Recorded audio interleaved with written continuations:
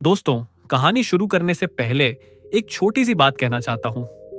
अगर आप अपनी जिंदगी में हर दिन खुद को थोड़ा सा बेहतर बनाना चाहते हो, अगर आप अपने सपनों को सच होते देखना चाहते हो, तो चैनल को सब्सक्राइब कर लो, क्योंकि यहां हर कहानी आपकी सोच को बदलने वाली है। एक बूढ़े घड़ीसाज थे, रघु काका।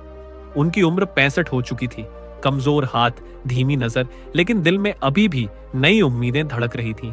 एक छोटा सा दुकान था उनका, जिसमें तरह तरह की घड़ियां पड़ी थीं। कोई टूटी हुई, कोई रुकी हुई, कोई फिर से चलने के इंतजार में। एक दिन एक बच्चा आया, प्रियांश। उसने टेबल पर एक टूटी हुई घड़ी रखी और बोला, काका, ये चला दो। पापा ने दिया था, अब नहीं चलते तो मुझे अच्छा नहीं लगता। घड़ी बहुत पुरानी थी, स्क्रू जंग लगे हुए, अंदर के पुर्जे टूटे हुए, जिसे देखकर कोई भी कह देता ये अब नहीं सुधर सकती। लेकिन रघु काका ने घड़ी को ऐसे पकड़ा जैसे वो कोई पुरानी याद हो।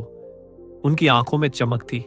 रघु काका ने कहा, बेटा, घड़ी हो या इंसान, टूटा तभी है जब उसे दोबारा जोड़ा जा सकता है। प्रियांश बस मुस्कुरा दिया। उसे एक बूढ़े आदमी की बात समझ नहीं आई, लेकिन उसे रघु काका की आंखों पर भरोसा था। रात भर रघु काका धीमी रोशनी में घड़ी ठीक करते रहे। उनका हाथ कांपता था, कभी स्क्रू गिर जाता, कभी लेंस धुंधला हो जाता, पर वो रुके नहीं। उन्हें बार बार अपने आप से कहना पड़ता, जब तक दिल धड़क रहा है कोशिश खत्म नहीं होती। आखिर सुबह जब सूरज निकला, घड़ी टिक टिक करने लगी। पुरानी जंग लगी टूटी हुई घड़ी फिर से चलने लगी।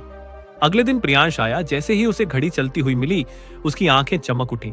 उसने पूछा, काका, आपने कैसे ठीक कर ली? सब कहते थे ये अब नहीं चलेगी। रघु काका मुस्कुराए और वो लाइन कही जिसने उस बच्चे की जिंदगी बदल दी। जिस चीज को लोग बेकार कह दें, वही चीज सही हाथों में चमत्कार बन जाती है। ये बात सिर्फ घड़ी पर नहीं, इंसानों पर भी लागू होती है। बहुत से लोग आपकी शक्ल देखकर, आपके हाल देखकर, आपकी हालत देखकर कह देंगे ये कुछ नहीं करेगा, ये नहीं चल सकता। पर सच तो ये है, आप तब हारते हो जब आप खुद को बेकार मान लेते हो।